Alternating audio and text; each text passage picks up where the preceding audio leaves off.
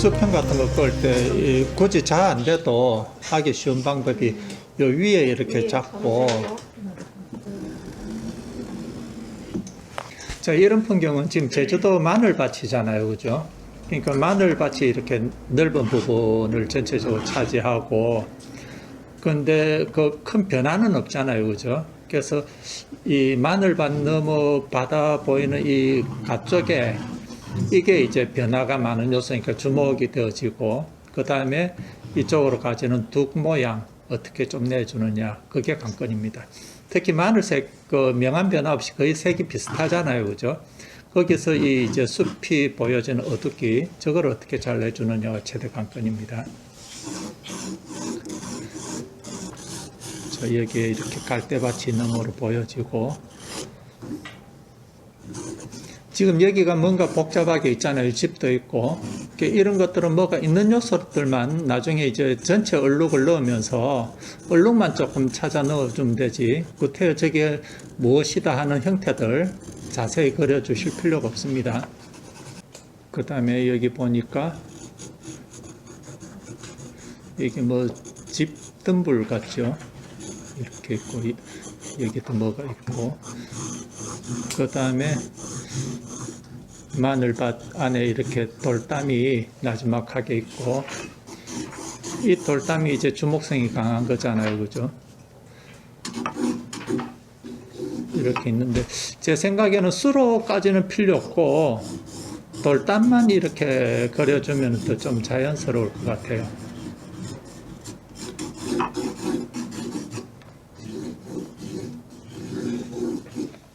자, 이 반대편에도 돌담이 조금 있고. 자, 이게 오늘 이제 그리는 그림의 기본적인 구도니까, 그림은 좀 스케치는 간단하게 하고 이제 색칠로 바로 들어갑니다. 지금 사진에 보여지는 구름 모양들은 저렇게 찍혀 있지만은 그림에서 그렇게 썩 어울리는 하늘은 아니죠. 그렇다면 이제 통상적인 하늘을 좀 만들어 주시면 되는데, 이런 하늘을 그릴 때 우리가 실수하기 쉬운 게, 하늘은 말 그대로 하늘색, 파란색 계열 한 가지 색으로 이루어져 있다고 생각하는 거죠. 물도 그렇고 하늘도 그렇고 모든 색깔들은 빨주노초트 파남보를 다 포함하고 있거든요. 근데 어떤 색이 주도하고 있느냐의 문제지, 한 가지 색만 있는 것은 아닙니다. 그렇다면 여기에 보통 이제 주황색, 저 색을 너무 빨간색을 써도 안 되고 너무 노란색을 써도 안 되고, 그 다음에 물 농도도 중요한 게, 이거를 잘못 쓰면은 저녁 노을 같이 보여지죠. 보통 이렇게 연하게 조금만 넣어주면은 그 지평선에 가까울수록, 수평선에 가까울수록 어떤 게 생겨지느냐 하면은 공기층이 좀 탁하니까 가스층이 많잖아요, 그죠? 그 느낌이 좀 들거든요. 그리고 원근감을 위해서 그림의 상층 부분이 가까운 부분이고 수평선에 가까울수록 멀거든요. 그래서 하늘 위쪽을 좀 이렇게 짙은 색을 좀 넣어주면은 원근감이 만들어집니다. 자, 그 물은 대체로 특별히 그 날씨 변화가 있지 않는 이상은 하늘색하고 비슷합니다. 그러니까 하늘에 들어가진 색이 물에도 기본적으로 들어가지도록 하시는 게 좋죠. 자, 갈대같이 보여지죠? 멀리.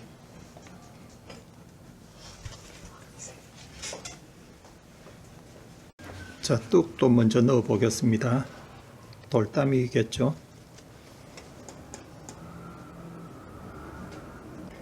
그린색의 밝은색 계열의 고동색을 조금 넣어가지고 밭이 넓으니까 이 밭에서도 여기서 여기까지 원경, 중경, 근경이 다 느껴져야 되거든요. 원경이 한 여기서 여기 정도까지, 중경이 한 여기서 여기 정도까지, 그 다음에 이만큼이 근경이 되도록. 원경이 더 많이 차지하네요. 그러니까 실제로 우리가 투시도법을 사용하면은 이만큼의 면적이 이 면적보다 더 넓거든요. 멀어서 좁아지니까. 그거를 예상하고 그렇게 넣어줘야지. 안 그러면은 여기 수치상 거의 비슷하게 하면은 근경이 훨씬 좁아 보여지죠. 사이사이에 갈색 기운이 들어가게 또. 그렇죠. 지금 어떤 색이 단일색이 확 들어가지면은 네. 색이 밋밋해질 거잖아요. 그래서 지금 한꺼번에 다 안 칠하고, 예.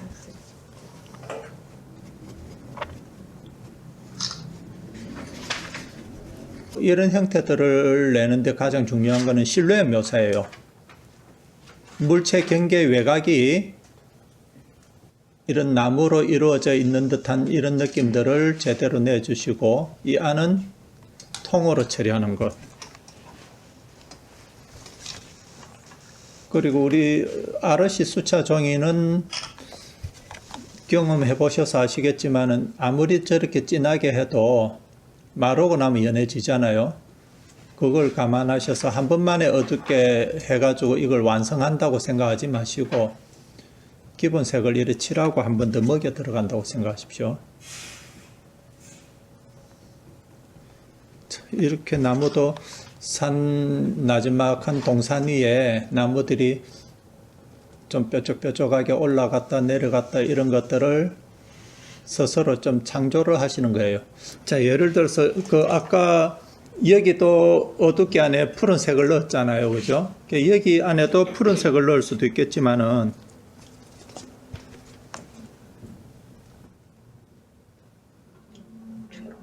이런 초록색을 넣어서 안에 어떤 녹색 기운들이 어떤 물체들이 더 있다는 안에서 뭔가 빼어드는 풍부함들을 좀 만들어주죠. 자, 바다에 기본 색깔이 들어가졌으면은 물을 많이 칠해서 연하게 다 내줄 수 있죠.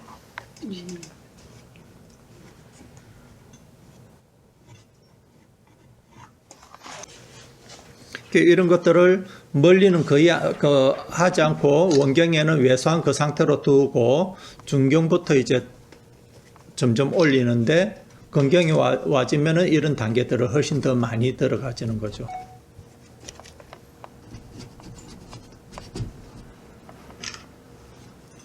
그림 이거는 끊임없이 설계입니다.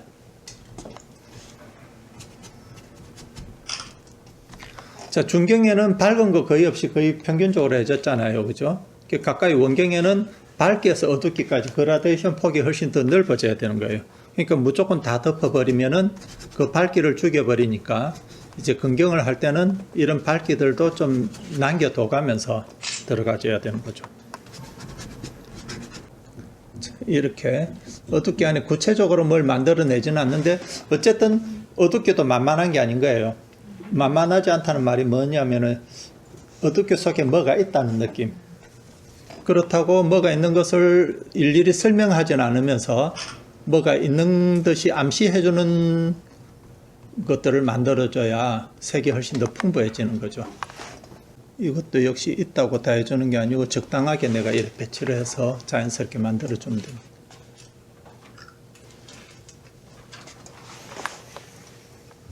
마늘밭에 돌담이 이렇게 쌓여 있으니까 경계가 이렇게 마늘이 삐죽삐죽한 이런 느낌들을 좀 내주는 게 좋죠.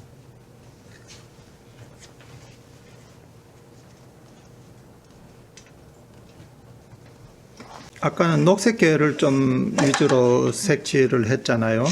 그러니까 또 갈색이 모자라졌어요.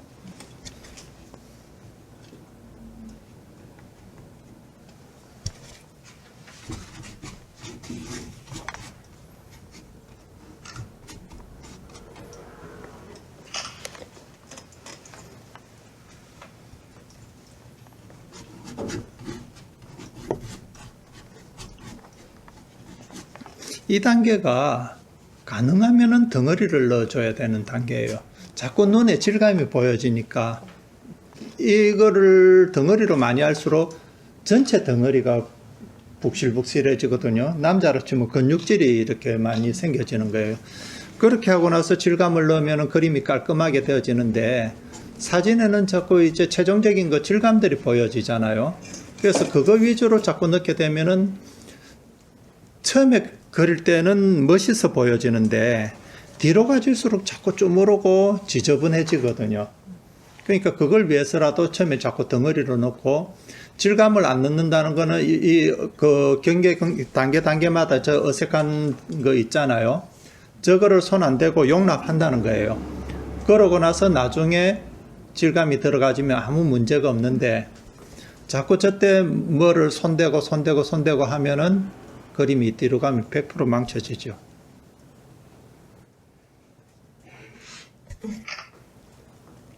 그러니까 이 단계는 뭐가 두루뭉실하고 모르겠는 상태가 되어져야 되는 거예요. 그걸 통해서 나중에 이렇게 뽑아 올려져야지 너무 처음부터 물건을 만들려고 하지 마시라는 거죠. 자, 여기 돌담도 역시 내가 만들면서 이렇게 만들 때 저는 주로 어떻게 만드느냐 하면 어쨌든 그냥 대충 이렇게 했는데 여기서 뭔가 얼룩이 생겨서 보여져요. 그러면은 그 얼룩을 보면서 대강 만들면은 형태가 어느 정도 나와지는 거예요.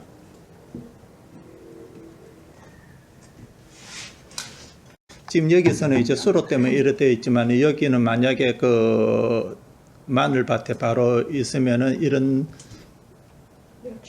요철들이 나와질 거잖아요. 이래야 이 풀들이 자연스러워지잖아요. 필요에 따라서는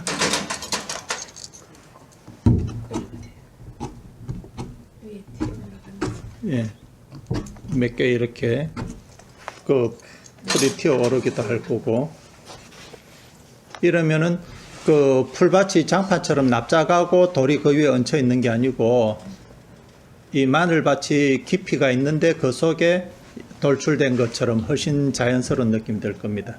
이쪽으로 와질수록 너무 자세하게 하지 않고 그죠? 자, 이 정도 하면은 이제 전체적인 느낌은 거진 다 되졌거든요. 이제 주제는 이게 지금 밋밋한 거예요. 여기에 질감만 들어가면 되거든요. 지금 여기서 이제 더 할 수 있는 게 뭐냐면은 풀밭이 잔디밭처럼 밋밋하잖아요. 거기에 일부러 좀 일렁이게 만들면은 사람이 지나간 흔적도 있을 수 있을 거고 바람 때문에 고개가 숙여져서 고랑이 생겨지기도 할 거고 그런 게 있잖아요.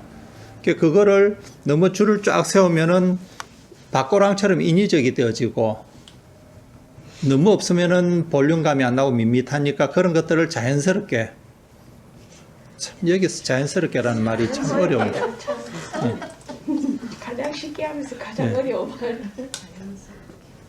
그러니까 말은 쉬운데 그림이 어려운 게 잘 그리라 하면은 그걸로 끝인데 잘 그리기가 얼마나 힘들어요. 대충 그리면 되니? 대충 그리는 거. 그러니까 근경으로 와줄수록 이제 이런 것들이 들어가지는 거예요. 그러면 아까 얼룩들, 어색한 얼룩들을 잡아 나가죠.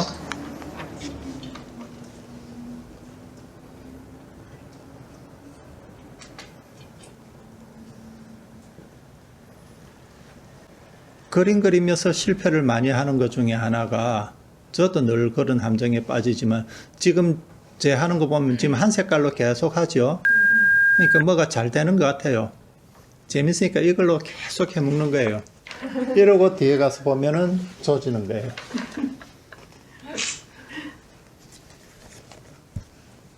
저걸 더 할 때 더 하더라도 어느 정도 하고 나서 앞에서 쳐다보는 거하고 뒤에서 보는 거하고 달라요.